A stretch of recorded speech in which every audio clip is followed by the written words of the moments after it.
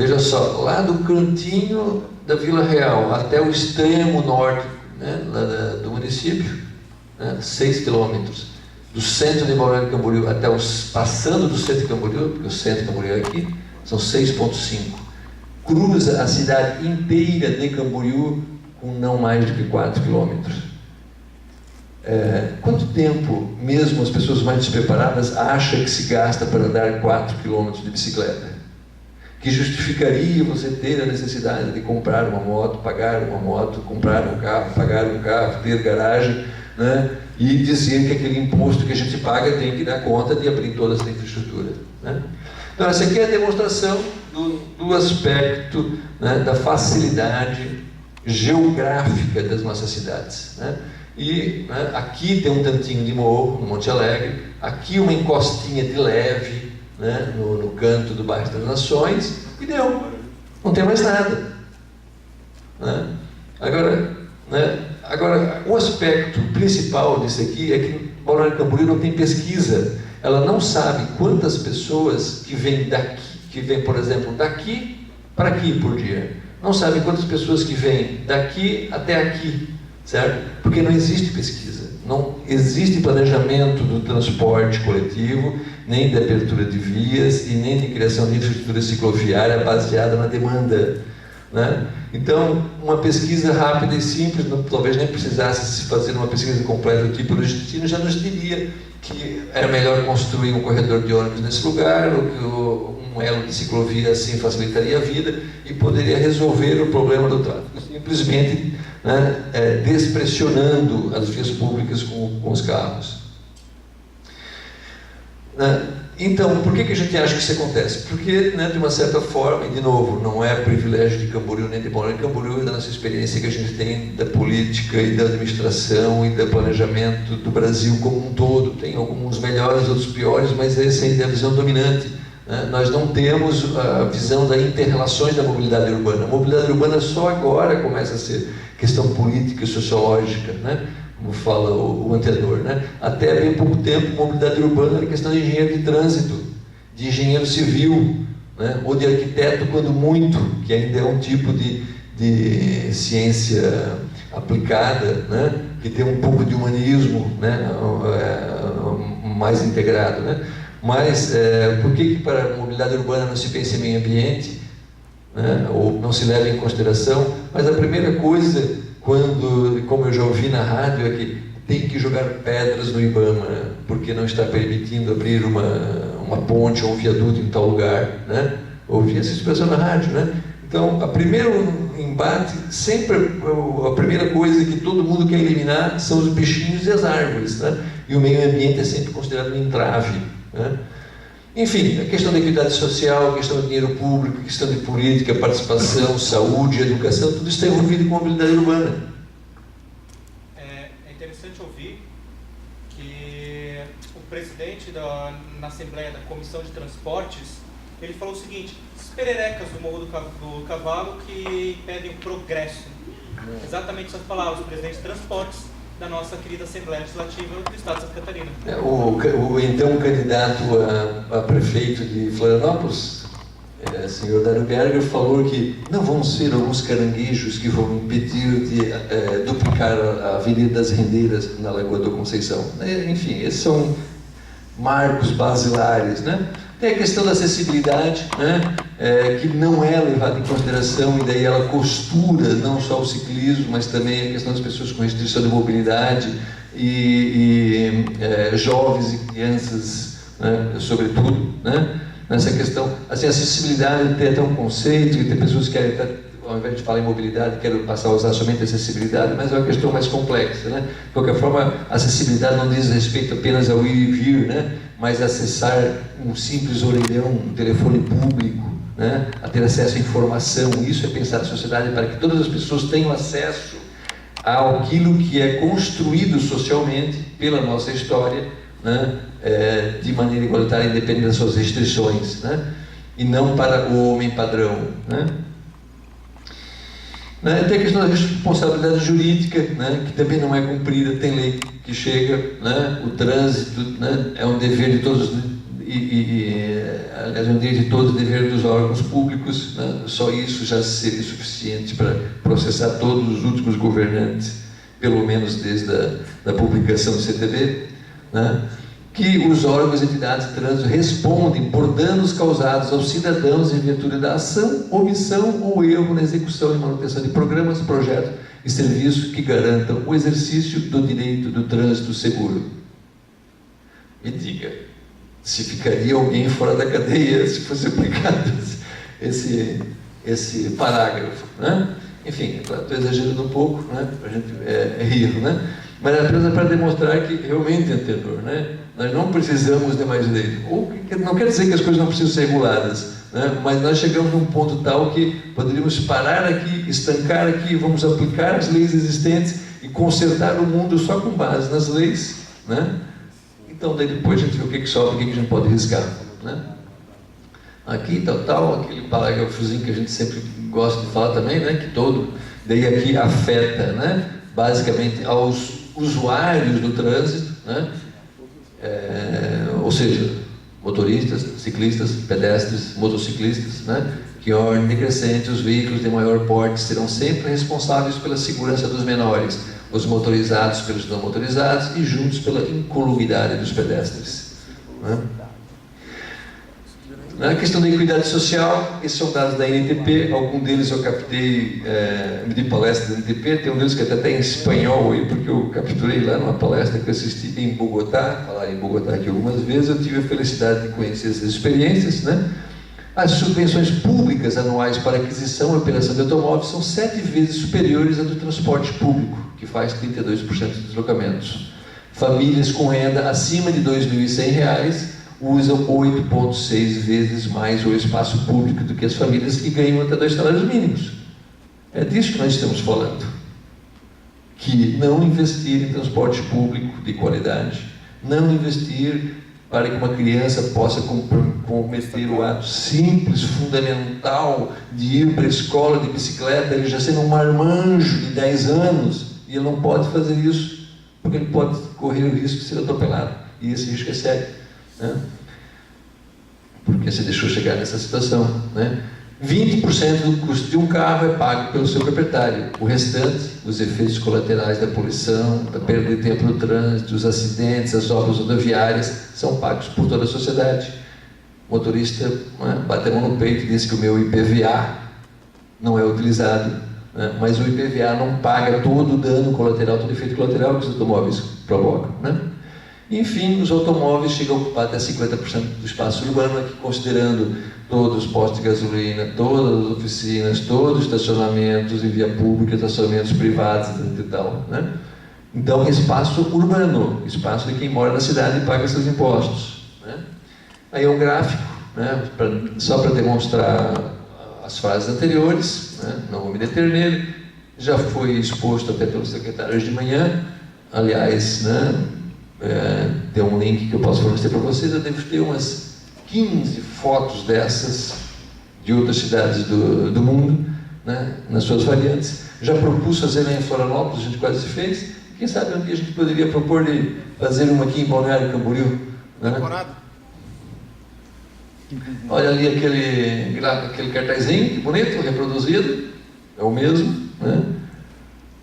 Coisa bonita quando a gente não precisa nem saber ler, né? Porque é evidente, né? E aqui a questão de que o número de pessoas que circulam por hora no espaço de 3,5 metros, que é uma faixa de rodovia, né? de rua, né? Ou seja, em condições normais apenas 2.000 pessoas conseguem passar numa abertura de 2,5 metros. Você abre uma porteira e bota carro a passar ali, só passam 2.000 pessoas, mas nessa mesma porteira são capazes de passar até 14.000 pessoas se elas estiverem de bicicleta, né? E isso, né, nem o André, nem o Miranda, né, essa já é uma pesquisa de 91, toda palestra que a gente vai em todo lugar do mundo, né, seja na Europa, seja nos Estados Unidos, que eu não fui ainda, mas na Europa eu já vi isso, né, todo mundo diz aqui, não precisa mais comprovar. Aliás, não precisa nem fazer pesquisa, porque isso é óbvio, né? E aqui, esse é o gráfico que devia estar junto com aquele desenho que eu fiz dos quilômetros lá, do centro de Balneário até o centro de Camboriú. São 6 quilômetros, né? Esse gráfico também é bastante utilizado da Comissão Europeia e ele demonstra que em condições normais, né, a bicicleta que está aqui em vermelho, né, numa distância de até 8 quilômetros, né, ela tem a mesma tempo de deslocamento do que o carro, né, e ela é até mais eficiente do que o ônibus e do que o trem, porque tem incluído o tempo de transbordo, de espera, de alcance dos pontos, etc. e tal, né? Porque para sair de bicicleta, a bicicleta e o pedestre têm a facilidade da porta a porta. Eu estaciono a bicicleta na porta do meu lugar, eu desço, tiro o cadeado, monto em cima, já estou nela. E o carro você ainda tem que procurar, tem que ir lá no estacionamento, tem que conseguir sair, etc. e tal, né? Aqui os seus desafios intermodais, que nós já fizemos 4 2 em Balneário e 2 de Camboriú, de Balneário até Camboriú, né, demonstrando que, aí precisaria um pouquinho mais de tempo para explicar como é que a gente chegou nisso que a gente chama de índice de eficiência, né, que a bicicleta, mas daí considerando o tempo de deslocamento, velocidade média, consumo de energia, emissão de poluentes, custo financeiro, e ainda tem um quesito que é a avaliação subjetiva dos participantes desse desafio, né, a bicicleta ainda é o veículo mais eficiente, né? E tem a questão da segurança, né, que a falta de investimentos, um investimento ideológico, né, no glamour e no status do carro, né, contínua e ainda persistente e sem nada de verificar que essa situação vai mudar, né, da impunidade para não acidentes de trânsito, mas para os crimes de trânsito, porque muito provavelmente também, sem precisar fazer pesquisa, talvez 90% dos acidentes não são acidentes. Acidente é quando fura um pneu, né, ou quando cai uma árvore em cima, isso é acidente, é imprevisível. Agora, uma pessoa andando bêbada a 90 km por hora numa avenida e atropela 8 no ponto de ônibus, isso não pode ser chamado de acidente, né? Estou pegando um exemplo extremado, né? Não precisamos chegar lá, né, matar uma pessoa ou atropelar uma pessoa em cima de uma faixa de trânsito, mesmo que não a mate, né, já configura um crime de trânsito, né? Então aí entra essa questão também da velocidade, né? Esse gráfico também é antigo e na verdade aqui eu juntei 3, quer dizer que aqui é a velocidade de 0, né, de 10 km por hora, por exemplo, até 90 km por hora, e aqui é a percentagem de mortes. Aqui quer dizer que, por exemplo, quando um veículo está a 40 km por hora e atropela uma pessoa, até 20% delas morrem. Quando um veículo está a 30% por hora, 30 km por hora e atropela uma pessoa, pelo menos 30% delas morrem. 40, 30, certo? Isso. Então vamos lá no final, quer dizer que um veículo, quando está a 80 km por hora e atropela uma pessoa, 80% delas morrem. Esta é a comprovação, né, baseada em pesquisa, de que é necessário diminuir a velocidade das nossas vias. Dá licença. Sorte de quem morre, porque há uma faixa grande aí que o cara fica aleijado, fica tetraplégico, ele passa a ter lesões permanentes, e esse número, infelizmente, nunca foi levantado de forma adequada. E o Brasil é muito pobre, né? Daqui o anterior, que além de tudo é perito criminal especializado no trânsito, né? Então ele é esse cara que sabe todos os índices de quantas pessoas que morrem, etc e tal, mas ele sabe mais por experiência, porque não existe um cadastro único no Brasil. Nós não temos hoje como chegar em qualquer lugar. Nós estamos falando de 2013, internet, né? Que o Obama espiou no e-mail de todo mundo aqui, mas nós não somos capazes de ir num lugar e dizer que por ano morrem tantos ciclistas no trânsito, porque não existe nenhuma rubrica, não existe uma coisa. Alguns estados, alguns municípios até têm, mas não tem nada integrado. Nós não sabemos hoje qual é o percentual de mortes em relação a ciclistas. Às vezes o ciclista é computado como pedestre e vice-versa, né? 5 bilhões por ano, né, é o custo dos acidentes de trânsito nas áreas urbanas, né? Esse aqui é dado do IPEA, né? E aqui demonstrando que as cidades mundiais onde o uso de bicicleta é maior, menor é a quantidade de acidentes fatais. Quanto mais pessoas andando a pé e de bicicleta e de ônibus, menos pessoas morrem. Ponto. Vamos embora. Né? E daí a gente não pode protestar com isso tudo, né? Não é à toa que esses protestos estão sendo chamadas aí, cunhadas de as jornadas de junho. O gigante que acordou, foi no banheiro, tomou água, fez xixi, voltou a dormir. Né? Não é à toa que o gigante acordou justamente na questão da mobilidade urbana. Porque a mobilidade urbana hoje, no Brasil, é o maior fator de insatisfação diária. É mais do que a saúde. Porque, né, excetuando, é claro, pessoas que têm doenças crônicas ou que têm algum problema grave, etc. e tal, ou recorrente, né? Mas nós, todos nós, cidadãos médios, às vezes tem dor de dentro, tem dor no fígado, está meio desquartado, não sei o quê. Mas o trânsito não, gente, é todo dia. Você acorda de manhã, vai pegar o ônibus, passa raiva. Você volta de tarde, está de carro, está de moto, passa raiva. Né? E paga muito por esse serviço ruim para andar de ônibus, paga com a própria pele, se arriscando muitas vezes. Né? Então não é à toa que esses protestos nasceram e ainda é onde perduram algumas manifestações, né?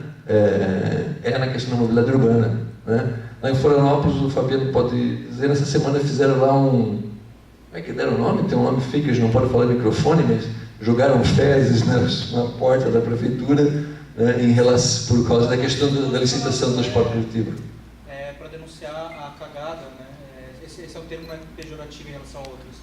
Em relação aos políticos fazem, então não é bonitinho. Eles chamam, nós estamos fazendo por decreto melhorando a nossa situação. Vamos lá. Cagada. É cagada, é isso aí. Então, enfim, ninguém suporta mais isso, né? Então, para resgatar isso, meu tempo, como é que está? Já era, foi. Já foi embora. Já foi. 45. O que a gente tem que fazer? Né? Em qual cidade a gente quer viver? Né?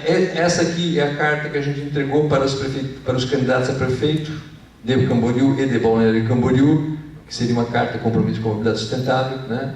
Bem divulgada, em imprensa, entregue com o protocolo, etc. e tal. Nenhum candidato assinou, né, colocando aquelas questões básicas, começando sempre com conceder prioridade nas políticas públicas relativas à mobilidade urbana, ao transporte coletivo, às formas de mobilidade não motorizada e a integração entre elas, dessa forma favorecendo a humanização do espaço público e a democratização do acesso à cidade. Este é o número 1 e podemos dizer que todos os demais são uma consequência.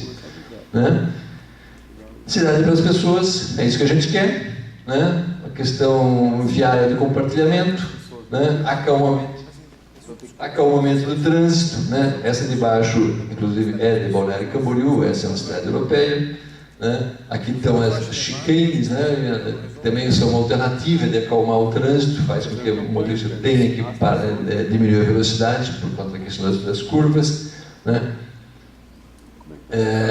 As zonas 30, né, que são ruas acalmadas, onde se pode caminhar, pedalar, os pedestres e ciclistas têm prioridade, não precisa de ciclovia, não precisa nem de placa para bicicleta, porque uma placa basta. Aqui andamos a 30 km por hora. Tem outro gráfico aqui que falta, também que é muito importante, que mostra que quanto maior a velocidade dos automóveis, menor é a faixa de visão. Quando a gente está andando 80 km por hora, a gente está conseguindo ver esta faixa de visão. Quando a gente está trafegando a 30 km por hora, a nossa faixa aumenta, a gente consegue ver mais largamente. Se você ainda considerar que, além de tudo, você está mais rápido, né, as chances são muito maiores. Né? Programas educacionais continuados, ao invés de campanhas esporádicas, porque por mais valor que tenha, nós temos ali o panfleto, fizemos no Educa Blitz, participamos, etc. e tal, né? Mas a gente sabe que o resultado disso é muito pouco. Isso aqui na Holanda, né, as crianças com 7 anos de idade, elas tiram uma carteira de motorista mirim, né? E não é, como eu já ouvi na rádio, o secretário de Transporte de São José, ao inaugurar uma dessas pistas aí, dizendo que é importante nós educarmos os motoristas de manhã, Miranda, ele falou, né? Então, enfim, nós precisamos de campanhas, de projetos educacionais continuados na escola, ou seja, uma vez por mês com palestra, etc. e tal, durante 30 anos. Né? Não é um panfleto que a gente ainda vai lá e bota um logo de patrocínio da padaria, de não sei o que mais serve às vezes para beneficiar o patrocinador do que melhorar o trânsito mesmo. Né? Um minuto. Nada como ser casado com a organizadora. Fiscalização e punição, está aqui os colegas, né? O representante da Guarda Municipal, Se não houver fiscalização, né, e punição, as pessoas acabam tendo os mesmos hábitos do trânsito, né? Aqui em Balneário, aqui em Camboriú, é cada vez mais frequente, em todos os lugares, né? Mas cada vez dá mais raiva de ver isso, que o sinal é uma coisa que começa a ser decorativa, né? Porque todo mundo passa um segundo depois do vermelho fechar e sai um segundo antes do verde abrir, quando muito. Né? Bicicletários públicos incentivados, incentivados. Eu queria falar em integração intermodal, né? Eu queria falar também em adequados, né? Mas enfim, bicicleta que preste para botar junto com ônibus, né?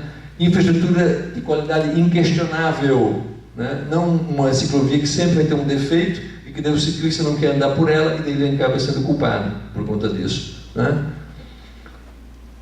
Aqui tem a tabela, essa aqui significa que é uma tabela do Miranda, eu fiz uma média, né? O custo médio de uma ciclofaixa é de R$80 mil por quilômetro, de uma ciclovia R$194 mil por quilômetro. Isso já está atrasado já há uns 4 anos, né? Esse teu artigo, joga mais uns 10-15% aqui, fazendo contas grosseiras, significa que se eu vou construir um elevado, eu posso querer construir 250 metros de uma nova estrutura urbana na cidade, ou eu posso construir 40 quilômetros.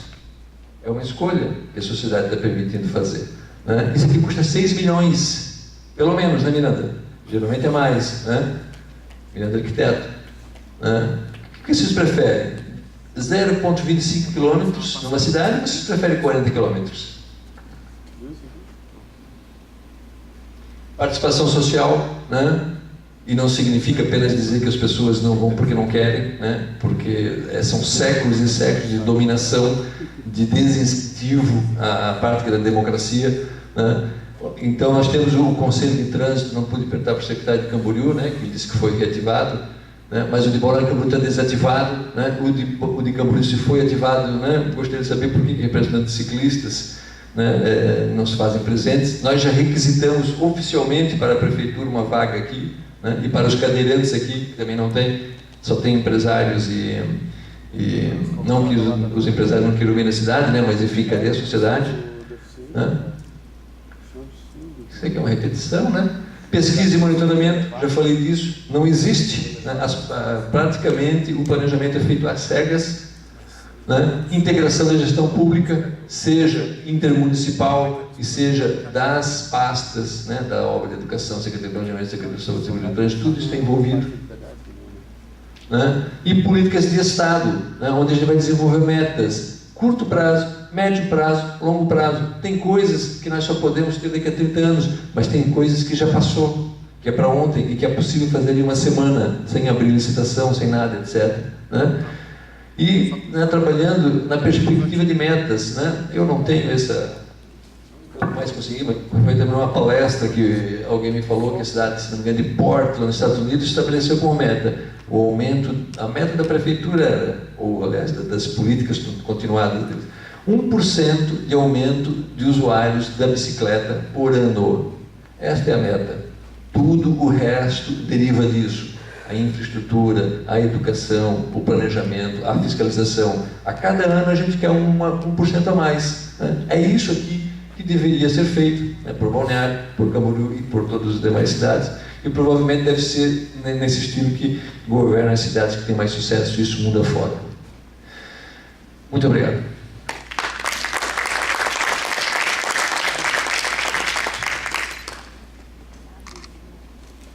Ufa. Pode ir para cá. Bom, gente, então, como o André tinha encaminhado anteriormente, a proposta de agora, dessa tarde, que a gente, pós-café, né, dar uma pausinha, tomar um café, dar uma conversada ali fora, para a gente voltar e fazer, então, os nossos encaminhamentos. Podemos fazer encaminhamentos, tomar café e estamos interessados sobre os melhores. Fica a proposta. Então, Miranda quer fazer algumas colocações antes.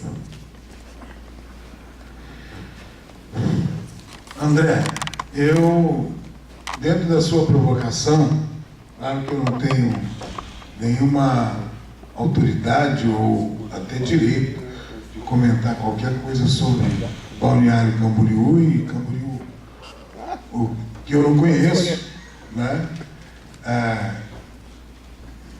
muito frágil ainda os meus conhecimentos sobre as duas cidades.